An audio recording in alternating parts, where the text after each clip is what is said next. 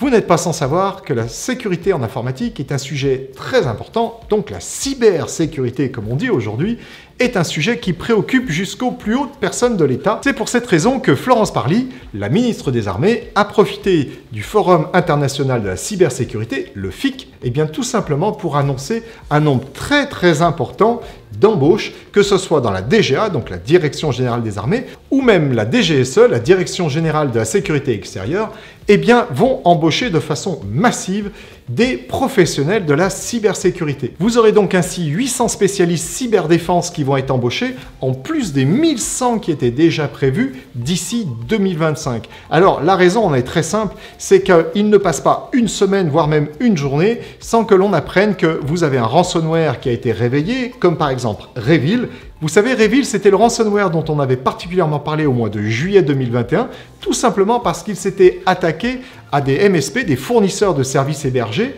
et entre autres des fournisseurs de services de maintenance, c'est-à-dire des services qui étaient là justement pour pouvoir prendre la main sur des parcs informatiques et réaliser ainsi des maintenances à distance. Donc c'est vous dire que Revil était quand même un sujet très sérieux en termes de cyberdéfense, car quelqu'un qui exploitait justement ces failles-là avait la possibilité de prendre la main sur un ensemble de postes, et c'est d'ailleurs ce qui a été fait avec une chaîne de magasins qui avait été complètement bloquée. Et bien les serveurs Revil de ransomware se sont tout simplement réveillés il y a quelques jours, ce qui peut inquiéter à mon avis pas mal des clients de Kaseya, parce que s'ils pensaient qu'en gros l'histoire était derrière eux, peut-être que finalement elle est toujours là. Et c'est ainsi qu'on apprend dans le même temps une information qui est complètement à l'inverse de celle-ci, c'est que le ransomware Babuk, alors Babuk, Babug, vous direz bien comme vous voudrez, toujours est-il qu'il s'est sabordé lui-même. On imagine qu'il y a eu une sorte de petite dispute entre les membres fondateurs de ce ransomware et ils ont décidé tout simplement de publier les clés de déchiffrement de ce ransomware. Donc ce qui est pour les malheureuses victimes eh bien une aubaine, c'est-à-dire qu'elles vont pouvoir récupérer ces clés et déchiffrer